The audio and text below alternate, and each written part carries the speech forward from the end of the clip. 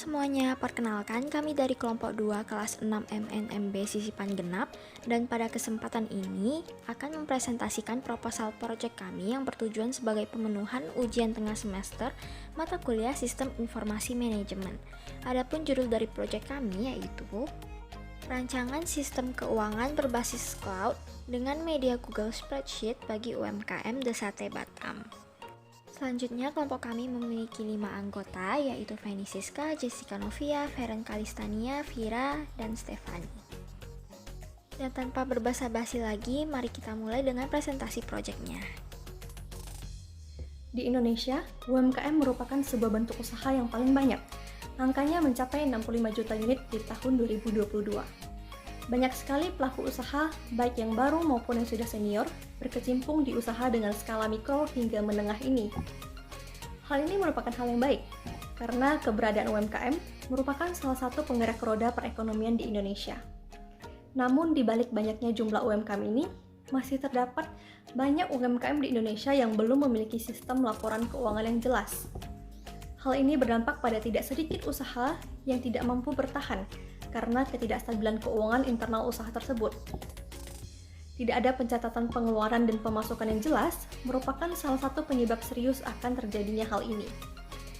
Banyak pelaku UMKM yang masih menjalankan usahanya secara tradisional dan hanya mengandalkan ingatan dan perkiraan sekilas. Kami percaya bahwa kemajuan teknologi dapat menjadi solusi terhadap sistem keuangan para UMKM. Dengan teknologi, pencatatan keuangan dapat menjadi lebih terstruktur dan perhitungan yang terotomisasi, sehingga akan mampu memudahkan proses manajemen keuangan UMKM menjadi lebih baik. Latar belakang UMKM. Desate merupakan salah satu UMKM bidang kuliner yang berlokasi di perumahan Taman Kota Mas, Blok BLV 2, Kota Batam, Kepulauan Riau. Usaha ini sudah didirikan sejak bulan April tahun 2013, di mana usaha ini juga terletak di salah satu kampus terbesar di Kota Batam, serta terletak di perumahan yang mayoritas penghuninya merupakan mahasiswa dan juga dewasa muda yang melakukan pengkosan di perumahan tersebut. Dengan lokasi yang strategis ini dapat membuat Desate menjadi salah satu warung makan yang memiliki banyak pelanggan tetap, baik itu mahasiswa, anak kos, maupun warga setempat yang suka dengan makanannya, serta fasilitas free delivery yang disediakan oleh Desate sendiri. Usaha Desate saat ini sedang dijalankan oleh sepasang suami istri dengan dibantu oleh satu orang karyawan. Desate merupakan rumah makan yang menyediakan berbagai jenis makanan dengan harga yang murah serta lokasi yang strategis, sehingga ini dapat membuat Desate sering dikunjungi oleh pelanggan. Dengan kekuatan yang dimiliki oleh Desate, tidak dapat dipungkiri apabila Desate selalu ramai dikunjungi oleh pelanggan. Hal ini dapat terbukti dengan melihat meja yang selalu dipenuhi oleh pelanggan untuk setiap harinya. Bahkan tak jarang operasional dari Desate sendiri sedikit terhambat karena kekurangan tenaga untuk memenuhi permintaan konsumen yang ramai. Dengan kondisi tersebut, sudah sewajarnya Desate memiliki omset yang cukup besar dan memiliki kemampuan untuk meningkatkan kapasitasnya dengan merekrut karyawan baru. Namun pada kenyataannya Desate masih belum mampu secara finansial untuk merekrut karyawan baru. Hal inilah menjadi pertanyaan mengapa dengan kondisi yang ramai pun Desate belum mampu memiliki keuntungan yang cukup. Selain itu, owner Desate selama bertahun-tahun menjalankan usaha ini belum memiliki pencatatan mengenai pengeluaran, pemasukan, dan juga inventory, sehingga tidak jarang owner Desate mengalami kekurangan modal. Maka dari itu, proyek ini digagaskan untuk menyelesaikan permasalahan yang dihadapi oleh Desate dengan cara membangun sistem keuangan. Nah, untuk memahami lebih lanjut mengenai titik permasalahan, maka kami telah melakukan wawancara bersama owner UMKM Desate untuk mengetahui secara detail dan mendalam mengenai proses bisnis yang terjadi di rumah makan Desate ini. Nah, berdasarkan hasil wawancara kami terhadap owner warung Desate, diketahui bahwa proses bisnis mengenai keuangan dikatakan masih tergolong sederhana dan masih tradisional gitu. Pertama, dalam hal budgeting mereka, warung The Sate itu tidak pernah memiliki pencatatan terkait inventorinya. Jadi owner itu hanya memperkirakan kisaran secara kasar biaya yang diperlukan untuk membeli bahan yang sekiranya cukup digunakan untuk 1 hari operasional.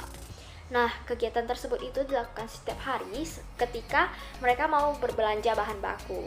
Untuk laba bersih atau pendapatan warung The Sate itu diperoleh dari selisih antara pendapatan di hari itu dikurangi dengan biaya bahan baku keesokan harinya. Sehingga warung The Sate itu tidak pernah melakukan pembukuan terkait inventoris dan cash flow mereka. Selain itu, jumlah karyawan tetap yang bekerja di sana itu hanya terdiri dari 1 orang, dan proses pembayaran gaji karyawan tersebut diberikan dalam bentuk tunai secara langsung setiap akhir bulan. Nah, untuk ringkasan proses bisnis yang telah diterapkan oleh warung makan The Sate dapat kita lihat melalui tabel berikut ini. Proses bisnis The Sate diklasifikasikan menjadi 3, meliputi proses inti, proses manajemen, dan proses pendukung. Nah, proses inti mencakup kegiatan persiapan untuk produksi, yaitu mencari dan membeli bahan makanan berkualitas dari pemasok, memastikan ketersediaan bahan makanan sesuai dengan permintaan pelanggan, dan mengolah bahan makanan tersebut itu dengan baik. Kemudian proses inti selanjutnya itu adalah kegiatan pelayanan pelanggan yang dimulai dari menerima pesanan customer, kemudian juga menyiapkan dan menyajikan kepada customer, mengantar makanan, serta menerima pembayaran dari customer. Nah, selanjutnya pada proses manajemen terdiri dari kegiatan pengelolaan persediaan bahan baku yang masih dilakukan secara tradisional dengan memperkirakan bahan baku yang dibutuhkan untuk produksi hari berikutnya. Contohnya tuh si pemilik UMKM melihat bahwa stok beras itu masih tersisa cukup banyak. Maka pada saat berbelanja harian, ia tidak membeli beras lagi. Namun jika kira-kira stok berasnya nih udah mau habis nih, maka ia membeli sesuai dengan perkiraan kebutuhan. Selain itu, terdapat pengolahan anggaran yang juga masih dilakukan secara tradisional, di mana mereka menyisihkan uang yang dibutuhkan untuk digunakan sebagai modal belanja bahan baku di hari berikutnya. Adapun yang terakhir itu adalah proses pendukung yang menjamin berjalannya operasional The Sate agar tetap efektif dan efisien. Proses pendukung yang telah dilakukan yaitu pengelolaan keuangan, di mana setiap tanggal 28 owner The Sate itu akan membayarkan gaji karyawannya. Secara garis besar, proses bisnis inti The Sate dimulai pada saat pagi hari di mana owner akan melakukan persiapan untuk membuka toko. Kemudian proses bisnis ini akan dilanjutkan ketika terdapat pesanan masuk. Konsumen akan memilih menu yang dipesan, kemudian melakukan pesanan, dan owner ataupun karyawan di sana akan menerima pesanan tersebut untuk diproses. Nah, jika stok menu habis, maka konsumen akan memilih menu yang tersedia. Sedangkan jika stok menu tersedia, maka owner atau karyawan akan menyiapkan pesanan tersebut. Jika proses penyiapan pesanan sudah selesai, pesanan akan diantarkan kepada konsumen. Kemudian konsumen akan menerima pesanan dan kemudian melakukan pembayaran. Pembayaran akan diterima oleh owner The Sate dan disitulah proses bisnis inti telah selesai. Lebih lanjut, proses manajemen The Sate dimulai ketika saat toko sudah tutup. Maka owner akan memperkirakan kebutuhan bahan baku yang diperlukan untuk produksi di hari selanjutnya. Kemudian dari situ owner akan menyisihkan pendapatan pada hari itu sebagai modal untuk belanja bahan baku di hari berikutnya.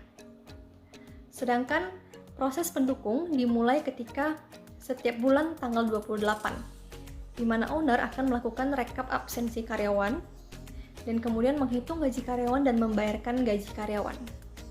Nah, sedangkan proses bisnis inti The Sate secara detail dimulai dengan owner yang akan membeli bahan baku pada pagi hari, kemudian pada sore harinya sebelum The Sate beroperasional pada pukul 5 sore, maka owner akan menyiapkan bahan makanan menjadi bahan setengah jadi, sehingga dapat mempercepat proses operasionalnya nanti.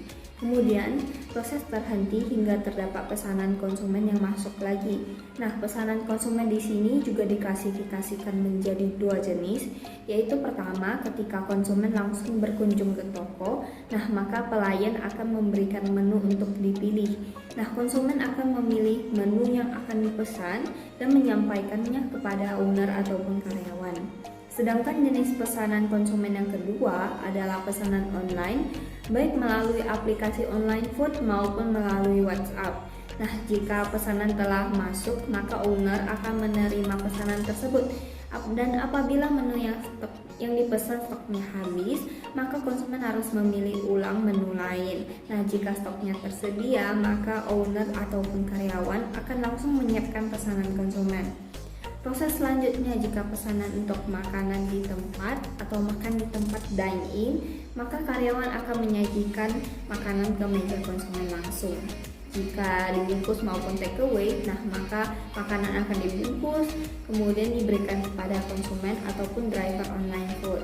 Kemudian jika pesanan delivery, maka makanan akan dibungkus dan owner akan melancarkan langsung pesanan tersebut, nah menggunakan motor ke alamat tujuan.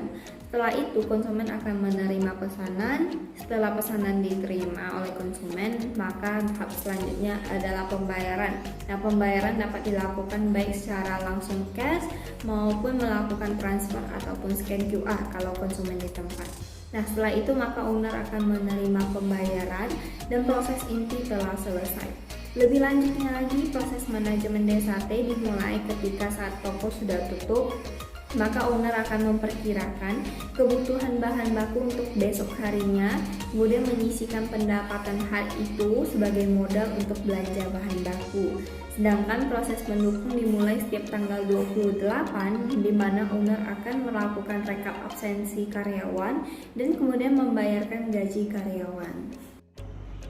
Nah, melihat adanya kendala yang dialami oleh mitra UMKM serta berdasarkan hasil wawancara yang menunjukkan bahwa ternyata selama ini owner dari DSAT ini belum menerapkan pencatatan transaksi secara jelas, membuat kami itu ingin membuat sebuah sistem pencatatan transaksi sederhana dengan menggunakan media Google Spreadsheet. Di sini kami juga turut mengetahui bahwa ternyata selama ini transaksi pencatatan itu hanya dilakukan oleh owner UMKM apabila ada konsumen yang melakukan pemesanan dengan jumlah atau kuantiti yang banyak.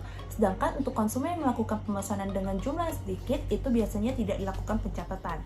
Dengan melihat kondisi ini, tentu membuat pencatatan transaksi itu akan menjadi lebih tidak jelas karena ada beberapa transaksi yang dicatat dan ada juga yang tidak dicatat. Dengan demikian, tentu akan membuat owner mengalami kesulitan untuk mengetahui angka pasti dari penjualan setiap harinya. Dengan menggunakan Google Spreadsheet, di sini kami ingin melakukan metode pencatatan transaksi atas pengeluaran yang dilakukan oleh owner DSAT setiap harinya terhadap pembelian bahan baku yang mereka gunakan dalam kebutuhan sehari-hari. Nah, ini kami lakukan untuk mengetahui forecast dan juga pengeluaran yang dilakukan oleh pihak DSAT setiap harinya. Selain itu, dengan menggunakan media Google Spreadsheet, di sini kami juga ingin membuat sebuah template berupa laporan laba rugi dengan tujuan agar mempermudah tim atau owner UMKM DSAT untuk mengetahui keuntungan dan juga kerugian yang mereka terima dalam setiap harinya. Sistem yang akan dirancang ini akan mempengaruhi proses bisnis DSAT seperti yang tertera pada diagram activity ini, di mana setiap harinya owner itu akan melakukan pencatatan terhadap pengeluaran ataupun modal awal mereka pada pembelian bahan baku setiap harinya, dan kemudian pada saat tutup toko, owner itu juga akan melakukan pencatatan terhadap pendapatan yang mereka terima, baik itu melalui cash ataupun transfer yang dilakukan oleh konsumen. Nah, kedua pendapatan ini nantinya akan dikurangi dengan modal awal yang dikeluarkan pada pagi hari, dan hasil akhir ini itu akan menjadi pendapatan yang mereka terima pada hari itu. Kedua dokumen ini nantinya akan digunakan di akhir bulan, di mana nantinya total pemasukan selama 1 bulan akan dikurangi dengan total pengeluaran selama 1 bulan, lalu dikurangi lagi dengan modal pertama atau modal awal di hari pertama, di mana hasil akhir yang diperoleh ini merupakan laba rugi kotor yang akan diterima oleh DSAT di periode atau di bulan tersebut. Kemudian, proses pendukung akan dilanjutkan kembali dengan membayar gaji karyawan di setiap tanggal 28. Demikian presentasi yang telah kami sampaikan mengenai perancangan sistem keuangan berbasis cloud dengan media Google Spreadsheet bagi UMKM DSAT Batam. Nah, dengan adanya perancangan sistem keuangan yang kami usulkan ini, kami percaya bahwa UMKM itu dapat mengoptimalkan pengelolaan keuangan mereka, meningkatkan efisiensi operasional, dan mencapai pertumbuhan yang berkelanjutan. Sekian dan terima kasih.